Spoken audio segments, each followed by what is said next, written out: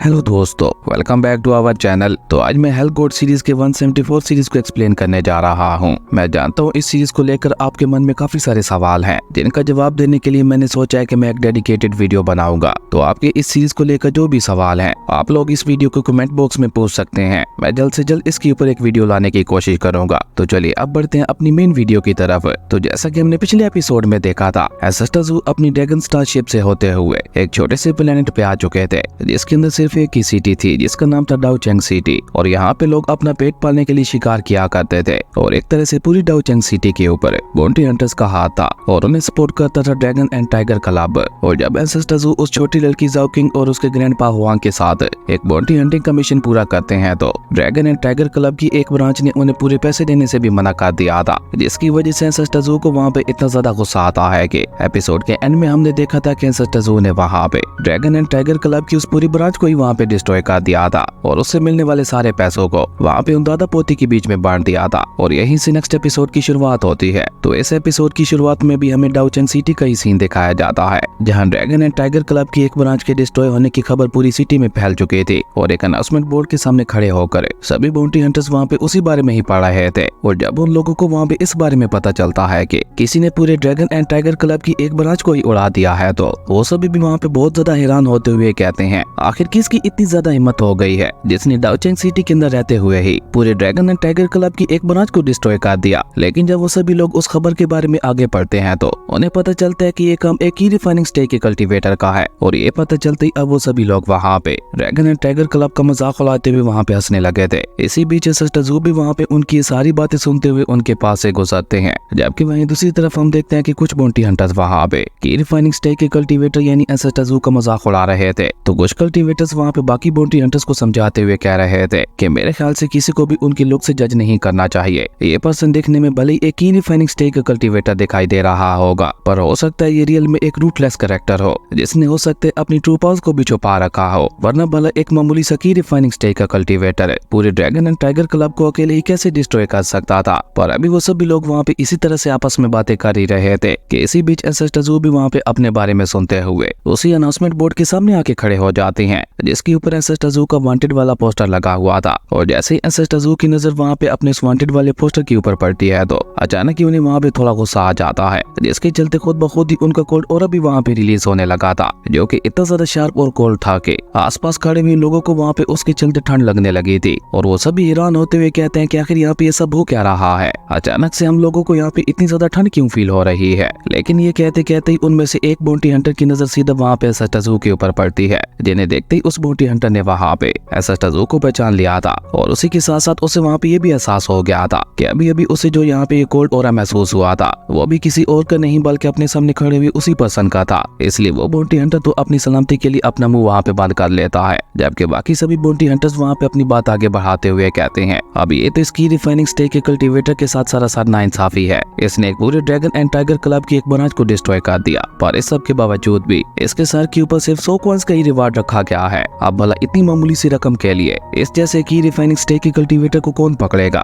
और ये कहकर उनमें से एक कल्टीवेटर वहाँ पे एंसेस्टर्स का मजाक उड़ाते हुए कहता है कि अगर ये की रिफाइनिंग स्टेक का कल्टीवेटर खुद सामने से आकर भी मेरे सामने सरेंडर कर दे, तो मैं तब भी इस मामूली सी रकम के लिए इसे ड्रैगन एंड टाइगर क्लब के पास नहीं ले जाऊंगा। उस बाउंटी हंटर की ये बात सुनकर हम देखते हैं कि उसके सभी साथी भी वहाँ पे उसकी हाँ में हाँ मिलाते हुए वहाँ पे जोर जोर से हंसने लगे थे, जो देखकर वो वहाँ पे अपने साथियों से कहता है कि ये मिशन तो किसी गरीब बाउंटी हंटर के लिए है, जिसके पास खाने के लिए कुछ भी ना हो सकता है कि वो ऐसे मिशन को पूरा कर दे, क्योंकि हम लोग तो इस मामूली सी रकम के लिए अपना इतना ज्यादा टाइम जाया नहीं करने वाले। और ये कहकर वो सभी लोग वहाँ पे एक बार फिर से एंसेस्टर्स का मजाक उड़ाते हुए हंसने लगते हैं, जो देखकर एंसेस्टर्स अचानक ही वहाँ पे कोल्ड टून में उस बाउंटी हंटर से कहते हैं, क्या वाकई तुम्हें ऐसा लगता है कि मुझे पकड़ना इतना ज्यादा आसान काम है। और एंसेस्टर्स कैसा कहते हैं, हम देखते हैं कि अचानक ही वहाँ पे उस बाउंटी हंटर की पूरी बॉडी के अंदर आग लग जाती है, जिसके चलते वो वहाँ पे दर्द के मारे जोर जोर से चिल्लाने लगा था। एमन उसे देखकर तो वहाँ पे किसी को कुछ समझ ही नहीं आ रही थी कि आखिर अचानक से यहाँ पे ये सब हो क्या रहा है और इस बाउंटी हंटर की बॉडी के अंदर अचानक से आग कैसे लग गई। जबकि इसी बीच हम देखते हैं कि उस बाउंटी हंटर की आधी से भी ज्यादा बॉडी वहाँ पे जल चुकी थी, जो देखकर वो वहाँ पे जोर जोर से चिल्लाते हुए एंसेस्टर्स से माफी मांगते हुए कहता है, प्लीज सीनियर मुझे माफ कर दीजिए, मुझसे बहुत बड़ी गलती हो गई, मैं दोबारा ऐसी गलती कभी नहीं करूंगा। अब उस बाउंटी हंटर की ये बात सुनकर हम देखते हैं कि वहाँ पे मौजूद बाकी सभी बाउंटी हंटर्स भी जल्दी से एंसेस्टर्स के सामने झुकते हुए वहाँ पे उनसे माफी मांगने लगे थे। लेकिन एंसेस्टर्स वहाँ पे उसकी बात को पूरी तरह से इग्नोर करते हुए एक एक बार फिर से अपनी डिवाइन स्पिरिचुअल ऑरा का इस्तेमाल करते हुए अपने सामने वाले पूरे अनाउंसमेंट बोर्ड को ही वहाँ पे जला कर राख कर देते हैं। जो देखकर तो बेचारे वो सभी बाउंटी हंटर्स वहाँ पे और भी ज्यादा घबरा चुके थे। जो देखकर एंसेस्टर ज़ू भी वहाँ पे उनकी तरफ पलटते हुए उनसे कहते हैं, तो तुम लोग कह रहे थे कि मेरे जैसे एक की रिफाइनिंग स्टेज के कल्टीवेटर के लिए भी ये पैसे बहुत ज्यादा कम है, तो तुम ही मुझे बताओ कि मेरे जैसे की रिफाइनिंग स्टेज के कल्टीवेटर के सर के ऊपर कितना इनाम होना चाहिए। एंसेस्टर ज़ू की ये बात सुनकर वो बाउंटी हंटर भी जल्दी से वहाँ पे एंसेस्टर ज़ू के सामने झुकते हुए उनसे कहता है कि आप जैसे एक महान की रिफाइनिंग स्टेज के कल्टीवेटर के सर के ऊपर तो इस सिटी का सबसे बड़ा इनाम होना चाहिए। मुझे लगता है जरूर ड्रैगन एंड टाइगर क्लब से आपको जानने में कोई गलती हुई होगी, इसलिए वो आपके सर के ऊपर इतनी कम कीमत लगा बैठे। अब ड्रैगन एंड टाइगर क्लब के बारे में सुनकर एंसेस्टर ज़ू वहाँ पे एक बार फिर से उससे ड्रैगन एंड टाइगर क्लब के बारे में सवाल करते हुए पूछते हैं कि आखिर ये कौन सा क्लब है। इस बीच हम देखते हैं कि बेचारा वो बाउंटी हंटर है जिसके ऊपर एंसेस्टर ज़ू ने अपनी फायर से अटैक किया था, उसकी आंखें वहाँ पे पूरी तरह से जल चुकी थी, लेकिन उसके बावजूद भी वो वहाँ पे एंसेस्टर ज़ू के डर से कुछ भी नहीं बोल रहा था। वहीं एंसेस्टर ज़ू की ये बात सुनकर वो बाउंटी हंटर वहाँ पे एंसेस्टर ज़ू को जवाब देते हुए बताता है कि ड्रैगन एंड टाइगर क्लब भी हमारी इस डोंगचंग सिटी के अंदर है, सभी मिशंस को हम लोगों तक पहुँचाते हैं। वो एक तरह की ऑर्गेनाइजेशन है जो कि ऐसे मिशंस के बदले में हमें पैसे देते हैं। और आपको शायद ये भी नहीं पता होगा कि हमारी इस डोंगचंग सिटी की आधी से ज्यादा जायदाद तो उन्हीं के पास है। इवन हर एक मिशन का रिवार्ड भी वही लोग डिसाइड करते हैं, वो सब हमारे बस में नहीं है। हम लोग तो बस अपना पेट पालने के लिए उन मिशंस को पूरा करते हैं। अब उस बाउंटी हंटर की ये बात सुनकर एंसेस्टर ज़ू वहाँ पे कॉल टून में उससे कहते हैं कि तुम्हारी बातों से तो ऐसा लग रहा है कि जैसे ये टाइगर एंड ड्रैगन क्लब बहुत ही ज्यादा अमीर है। एंसेस्टर ज़ू की ये बात सुनकर बेचारा वो बाउंटी हंटर वहाँ पे जल्दी से हाँ में अपना सर हिलाते हुए एंसेस्टर ज़ू से कहता है, हाँ बिल्कुल वो लोग बहुत ही ज्यादा अमीर है। उस बाउंटी हंटर की ये बात सुनकर एंसेस्टर ज़ू अचानक ही वहाँ से जाते हुए उस बाउंटी हंटर से कहते हैं, ओके अगर ऐसी बात है तो मुझे उस ड्रैगन एंड टाइगर क्लब में लेके चलो और मुझे वहाँ पे उनके हवाले करके मेरे सर के ऊपर रखा हुआ इनाम भी हासिल कर लो। अब बेचारा वो बाउंटी हंटर भला एंसेस्टर ज़ू की इस बात को कैसे मना कर सकता था, इसलिए वो जल्दी से वहाँ पे एंसेस्टर ज़ू के वांटेड वाले पोस्टर को उठाकर एंसेस्टर ज़ू के पीछे ही रवाना हो गया था। उसके बाद सीन चेंज होता है, हमें ड्रैगन एंड टाइगर क्लब के ही मेन हॉल का सीन दिखाया जाता है, जहाँ पे एक लड़की उस बाउंटी हंटर से सवाल करते हुए पूछती है, क्या हुआ तुम्हें, आखिर तुम्हारी यहाँ पे आने की वजह क्या है। उस लड़की की ये बात सुनकर बेचारा वो बाउंटी हंटर वहाँ पे एंसेस्टर ज़ू का वांटेड पोस्टर उसे वहाँ पे दिखाते हुए कहता है कि आपके इस मिशन को पूरा करते हुए मैं इस पर्सन को पकड़कर यहाँ पे ले आया हूँ, तो प्लीज आप मुझे मेरे इनाम की कीमत दे दीजिए। वो लड़की जिसका नाम जेंग लोंग था, वो ड्रैगन एंड टाइगर क्लब की चेयरमैन थी। वो उस बाउंटी हंटर की ये बात सुनकर वहाँ पे एंसेस्टर ज़ू के वांटेड पोस्टर को देखकर वहाँ पे बहुत ही गौर से उस बाउंटी हंटर से कहती है, ओके ठीक है तुम यहाँ पे थोड़ी देर इंतजार करो, मैं अभी तुम्हें तुम्हारे इनाम के पैसे ला कर देती हूँ। और ये कहकर जेंग लोंग वहाँ पे एक मशीन के सामने आके खड़ी हो जाती है, जिसे वो वहाँ पे एंसेस्टर ज़ू वाला वांटेड पोस्टर दिखाते हुए कुछ स्कैन करने की कोशिश कर रही थी। जो देखकर वो बाउंटी हंटर वहाँ पे थोड़ा घबराते हुए जेंग लोंग से कहता है, आपको नहीं लगता कि आपके ड्रैगन एंड टाइगर क्लब से इस मिशन की कीमत डिसाइड करने में कोई गलती हो गई है। मुझे लगता है इस मिशन की कीमत आपको बढ़ाते हुए 10,000 कॉइन कर देनी चाहिए। क्यों, मैंने ठीक कहा ना। उस बाउंटी हंटर की ये बात सुनकर अचानक ही जेंग लोंग वहाँ पे गुस्से से चिल्लाते हुए उससे कहती है,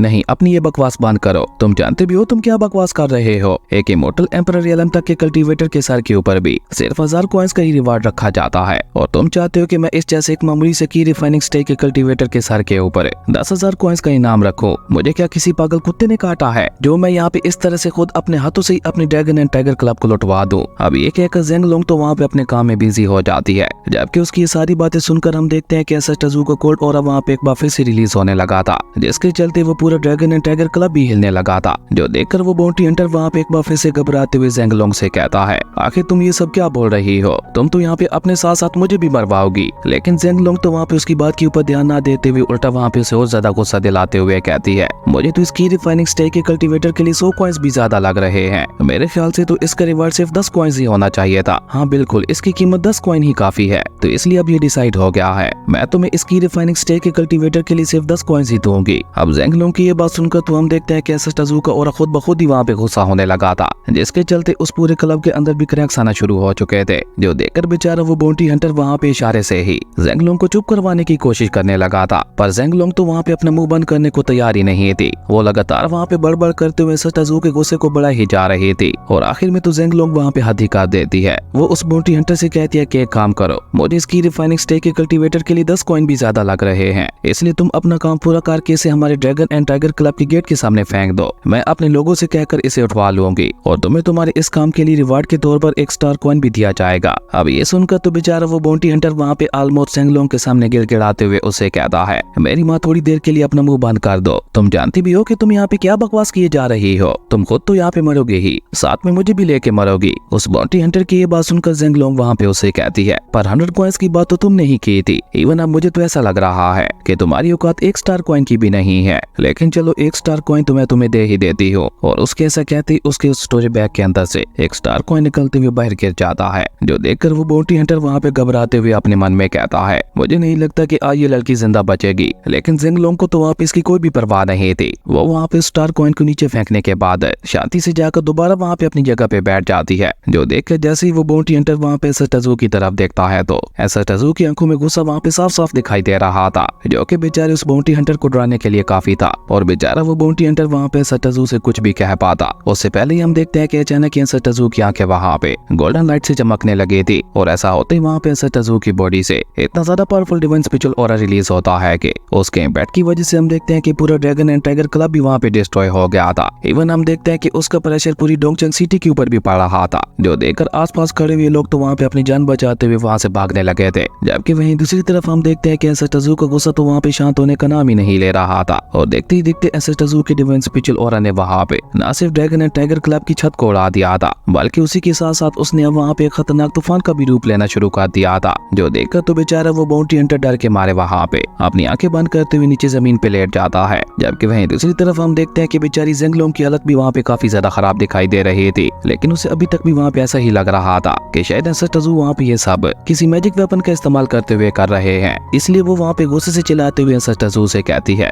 कि आखिर तुम्हारे जैसे एक मामूली से की रिफाइनिंग स्टेक के कल्टीवेटर की हिम्मत कैसे हुई मेरे ड्रैगन एंड टाइगर क्लब के अंदर आकर एक मैजिक वेपन का इस्तेमाल करने की। ज़ेंगलोंग की ये बात सुनकर हम देखते हैं कि एसएसटज़ू का डिवाइन स्पिरिचुअल ऑरा वहाँ पे और भी ज्यादा गुस्सा हो जाता है, और उसने अचानक ही वहाँ पे ज़ेंगलोंग को उड़ाकर पीछे फेंक दिया था, जो देखकर तो अब ज़ेंगलोंग भी वहाँ पे काफी ज्यादा डर जाती है, और डर के मारे वो वहाँ पे एसएसटज़ू से सवाल करते हुए पूछने लगी थी, सीनियर आखिर आप हैं कौन? पर एसएसटज़ू तो उसे वहाँ पे कोई भी जवाब नहीं देते, और वो वहाँ पे अपने डिवाइन स्पिरिचुअल ऑरा का इस्तेमाल करते हुए उसे वहाँ पे उठा कर इधर उधर फेंके जा रहे थे, जो देखकर ज़ेंगलोंग वहाँ पे चिल्लाते हुए एसएसटज़ू से कहती है कि मैं इस पूरे ड्रैगन एंड टाइगर क्लब की मालिक हूँ, इसलिए अगर आपको पैसों की जरूरत है तो मैं आपको मुंह मांगे पैसे दे सकती हूँ, पर प्लीज मेरी जान बख्श दीजिए। लेकिन उसकी ये सारी बातें सुनकर भी हम देखते हैं कि एसएसटज़ू उसे वहाँ पे नहीं रोकते, वो अभी तक भी उसी तरह से वहाँ पे उसे उठा कर फेंके जा रहे थे, जो देखकर वो बाउंटी हंटर भी वहाँ पे अपनी आंखें खोलते हुए ज़ेंगलोंग से कहता है कि इसके सर के ऊपर रखे हुए इनाम को बढ़ाओ, तुम जितना ज्यादा इसके सर के ऊपर रखे हुए इनाम को बढ़ाओगी इसका गुस्सा उतना ही जल्दी शांत होगा। उस बाउंटी हंटर की ये बात सुनकर ज़ेंगलोंग भी वहाँ पे चिल्लाते हुए एसएसटज़ू से कहती है, सीनियर प्लीज रुक जाइए, मुझसे गलती हो गई थी, जो मैंने आपके सर के ऊपर इतना छोटा इनाम रखा मैं अभी उसे चेंज कर देती हूँ। अब ज़ेंगलोंग की ये बात सुनकर एसएसटज़ू भी वहाँ पे शांत हो जाते हैं, और उस लड़की ज़ेंगलोंग को सीधा वहाँ पे नीचे जमीन पर लाकर पटक देते हैं, जिसके साथ ही हम देखते हैं कि वहाँ पे सब कुछ शांत हो गया था। पर अब वहाँ पे शांत होने के लिए बाकी बचा ही क्या था, वहाँ पे सब कुछ तो तबाह हो चुका था। इवन खुद ज़ेंगलोंग की हालत भी वहाँ पे काफी ज्यादा खराब दिखाई दे रही थी, और तभी एसएसटज़ू वहाँ पे आगे बढ़कर कोल्टून में उससे सवाल करते हुए पूछते हैं, तो अब तुम मेरे सर के ऊपर क्या कीमत लगाने वाली हो? और ये कहकर एसएसटज़ू वहाँ पे एक बार फिर से अपनी डिवाइन स्पिरिचुअल ऑरा का इस्तेमाल करते हुए अपने पोस्टर को लाकर वहाँ पे ज़ेंगलोंग के हाथों में दे देते हैं, जिसे देखकर ज़ेंगलोंग भी जल्दी से वहाँ पे अपने पास एक पेन को बाहर निकाल कर 100 के आगे 0 को बढ़ाती ही जा रही थी, और देखते ही देखते कीमत वहाँ पे 10 लाख तक पहुँच जाती है। हालांकि बेचारी ज़ेंगलोंग तो वहाँ पे इससे भी आगे कीमत बढ़ाना चाहती थी, पर अब और ज्यादा कीमत बढ़ाने के लिए पेपर के ऊपर और जगह ही नहीं थी। लेकिन जब वो अपना सर उठाकर दोबारा वहाँ पे एसएसटज़ू की तरफ देखती है तो एसएसटज़ू तो अभी भी वहाँ पे उसे कोड लोग के साथ ही देख रहे थे, जो देखकर ज़ेंगलोंग भी वहाँ पे डरते हुए एक और 0 को बढ़ा देती है,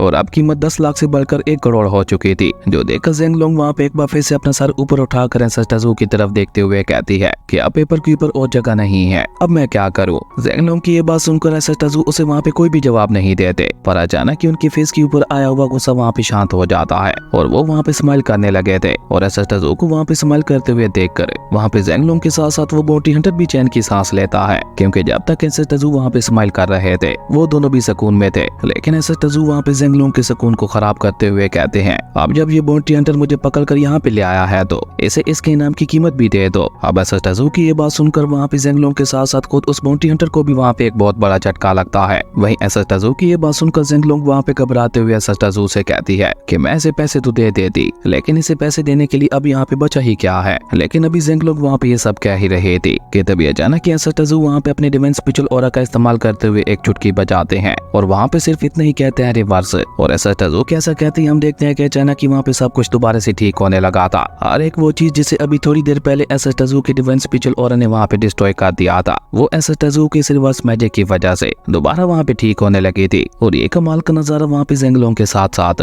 वो बाउंटी हंटर भी वहाँ पे आंखें फाड़े देख रहा था, क्योंकि ऐसा कुछ उन लोगों ने आज तक अपनी लाइफ में कभी नहीं देखा था। और सच कहूँ तो ये सीन वाकई काफी ज्यादा सेटिस्फाइंग था। वहीं सबसे ज्यादा हैरान तो वहाँ पे जेंगलोंग दिखाई दे रही थी। वो चौंकते हुए सच तजू से कहते हैं कि ये तो हेवन डिफाइंग मैजिक है, जिसका इस्तेमाल सिर्फ वही कल्टीवेटर कर सकता है जिसके पास टाइम एंड स्पेस की पावर्स हो। और आज तक मैंने किसी एक भी ऐसे कल्टीवेटर को नहीं देखा जिसके पास टाइम एंड स्पेस को कंट्रोल करने की पावर हो। इवन स्पेस एंड टाइम को तो छोड़िए, हेवन डिफाइंग मैजिक भी अपने आप में ही बहुत ज्यादा खास है, जिसे बड़े से बड़ा इमोर्टल कल्टीवेटर तक भी इस्तेमाल नहीं कर पाता। लेकिन आपने की डिफाइनिंग स्टेज पे होते हुए भी न सिर्फ यहाँ पे हेवन डिफाइंग मैजिक का इस्तेमाल किया, बल्कि टाइम को भी पूरी तरह से रिवर्स कर दिया, वो भी अपनी मर्जी के मुताबिक, जिससे साफ साफ पता चल रहा है कि आपका अपनी टाइम एंड स्पेस पास के ऊपर कितना ज्यादा कंट्रोल है। लेकिन मुझे एक बात समझ नहीं आ रही, अगर आप इतनी ज्यादा ताकतवर हैं तो आप बस की डिफाइनिंग स्टेज पे क्यों हैं? लेकिन जेंगलोंग की सारी बातें सुनने के बावजूद भी हम देखते हैं कि एंसेस्टर तो उसे वहाँ पे कोई भी जवाब नहीं देते। पर तब तक एंसेस्टर वहाँ पे टाइम को रिवर्स करते हुए सब कुछ ठीक कर चुके थे। और अब वहाँ पे देखने से ऐसा लग रहा था कि यहाँ पे कुछ हुआ ही नहीं था। और इस सब के साथ साथ वहाँ पे जेंगलोंग की पैसों वाली मशीन भी ठीक हो चुकी थी, जिससे धड़ वहाँ पे पैसे बाहर निकलते हुए उसी बाउंटी हंटर के सामने ही गिर रहे थे। और ये भी एंसेस्टर का ही एक कमाल था, जिसे देखकर तो उस बाउंटी हंटर के साथ साथ खुद जेंगलोंग भी वहाँ पे काफी ज्यादा हैरान दिखाई दे रहे थे।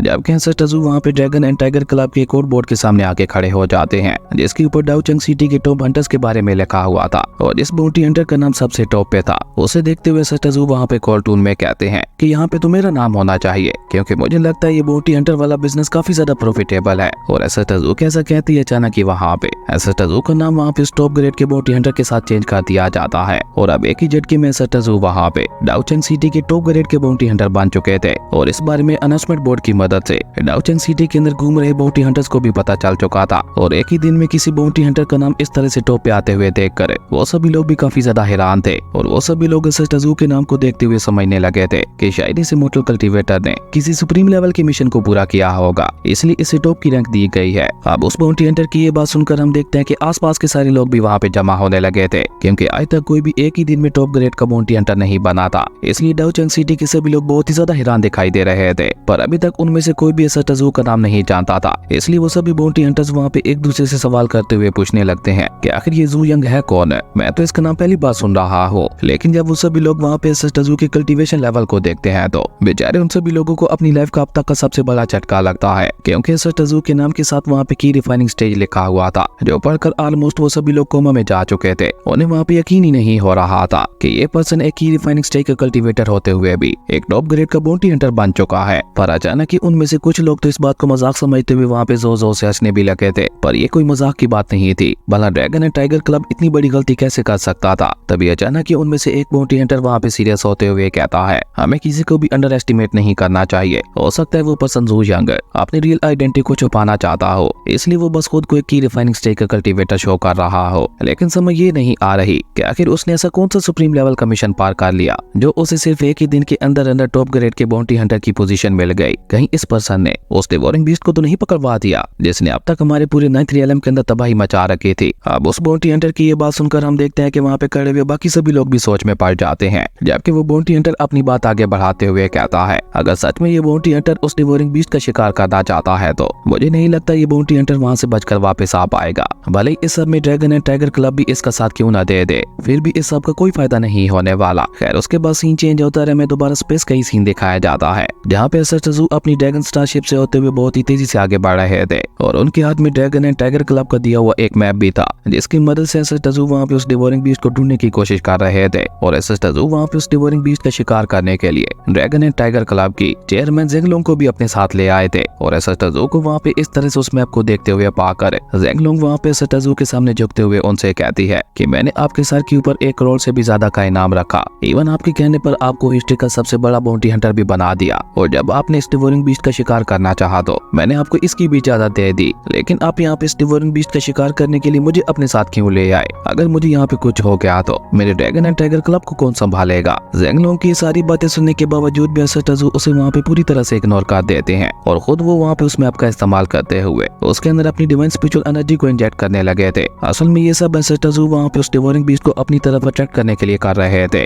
और जैसे ही वो डिवोरिंग बीस्ट वहाँ पे एंसेस्टर की डिवाइन स्पिरिचुअल ऑरा को महसूस करता है तो वो वहाँ पे बहुत ही तेजी के साथ एंसेस्टर की ड्रैगन स्टारशिप को निकलने के लिए आगे बढ़ता है। और वाकई वो डिवोरिंग बीस्ट देखने में तो बहुत ही ज्यादा खतरनाक दिखाई दे रहा था। इवन उसकी प्रेजेंस को महसूस करके ज़ेंगलोंग तो वहाँ पे डरने लगी थी, पर ऐसा टजू तो ऐसा टजू थे, उन्हें तो वहाँ पे सबसे कोई भी फर्क नहीं पड़ रहा था। वो बस वहाँ पे उस मैप को देखते हुए समझने की कोशिश कर रहे थे, क्योंकि ऐसा टजू यहाँ पे सिर्फ एक नहीं बल्कि दो शिकार करना चाहते थे। लेकिन इस बीच हम देखते हैं कि वो डिवोरिंग बीस्ट वहाँ पे ऐसा टजू की ड्रैगन स्टार शिप को निकलने के लिए अपना मुंह खोल देता है, जो देखकर ज़ेंगलोंग डर के मारे वहाँ पे चिल्लाते हुए ऐसा टजू से कहती है, सीनियर प्लीज कुछ तो कीजिए, वरना ये डिवोरिंग बीस्ट हमें यहाँ पे खा जाएगा। लेकिन तब तक वहाँ पे बहुत ही ज्यादा देर हो चुकी थी, क्योंकि वो डिवोरिंग बीस्ट आधी से ज्यादा ड्रैगन शिप को तो अपने मुंह के अंदर ले चुका था। जो देखकर तो बेचारी ज़ेंगलोंग ने डर के मारे वहाँ पे अपनी आंखें ही बंद कर ली थी, क्योंकि उसे अब वहाँ पे लग रहा था कि अब उसे मरने से कोई भी नहीं बचा सकता। पर तभी अचानक ऐसा टजू वहाँ पे थोड़ा पीछे पलटते हुए कोल टून में कहते हैं, एक्सट्रीम स्टेट है, और उनके ऐसे कहते ही वहाँ पे ऐसा टजू की बॉडी से इतना ज्यादा powerful divine spiritual aura release होता है कि उसने वहाँ पे पूरी तरह से इतने बड़े डिवोरिंग बीस्ट को भी पूरी तरह से फ्रीज करते हुए एक ही झटके में उसकी पूरी बॉडी को वहाँ पे डिस्ट्रॉय कर दिया था। और एक बहुत बड़े ब्लास्ट के साथ